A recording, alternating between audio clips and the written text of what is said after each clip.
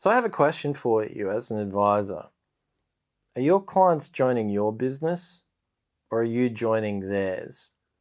Now, this is something I've said to large numbers of audience members when I've been asked to speak at events and conferences, but it's also something I've said hundreds of times one-to-one when I'm working with advisors.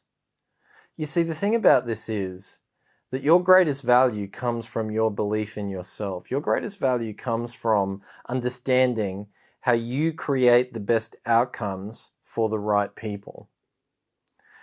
And so, because most advisors have been indoctrinated into this thought process of clients are hard to get, I need clients, I'm judged by how many clients I have and whether I can bring them on board.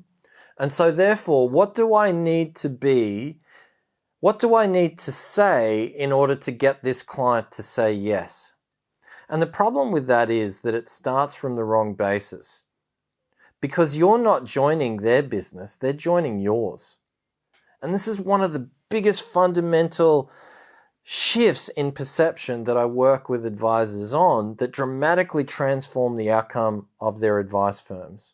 When they can understand who they are, what they do, who they do it for, how they bring value to the table, and what they expect in order to be willing to do that, then their own value perception changes. Then their ability to translate value changes. Then what people are willing to pay changes. Then how much they're going to desire your service changes. So you have to understand that it's your terms, not the client's terms. Now I'm going to use an example.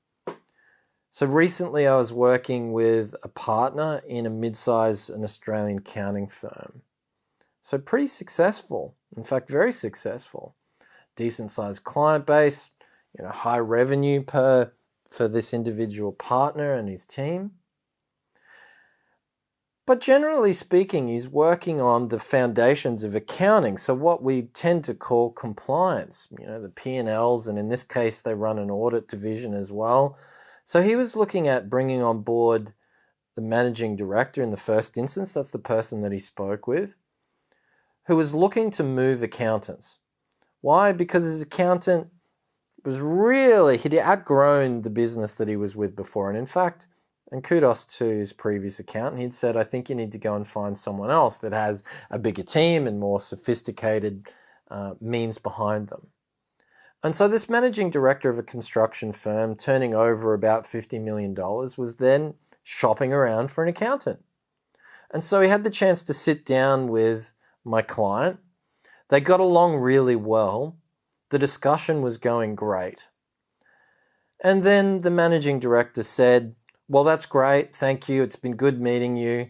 Next step is I'm going to bring in the financial controller and the operations manager. And so then they can make a decision on whether we're going to engage you.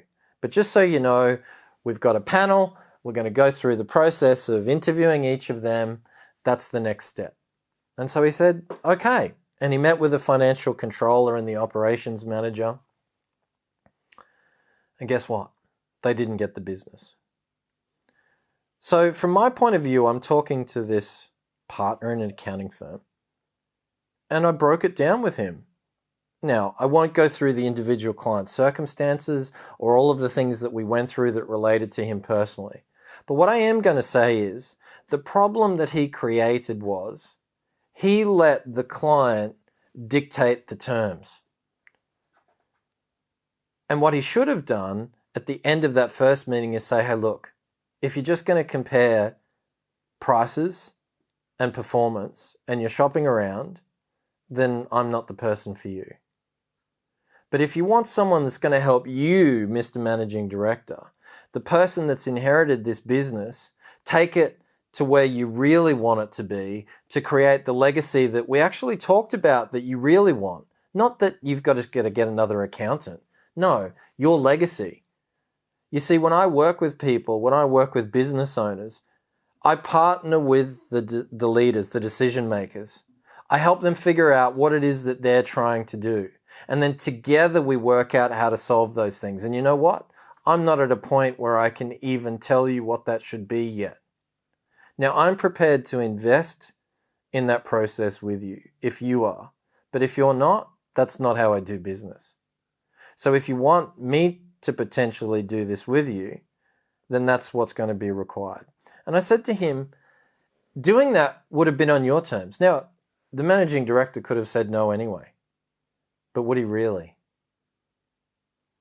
So guess what? We've gone back. We've re-spoken to that managing director and the door's opening. Because you know what? That other accounting firm can have the compliance work. But now we're in a position to be generating $100,000 plus fee a year, 4 or 5 times the amount of the compliance work, because we're not doing it on their terms. We're doing it on the partners. We're allowing him to say, no, this is the value I bring to the table, and if you want it, this is how we're going to do it. Is that what you're doing with your clients? Because if you're not, then you're leaving so much value on the table because it's your job to bring it out. Thanks.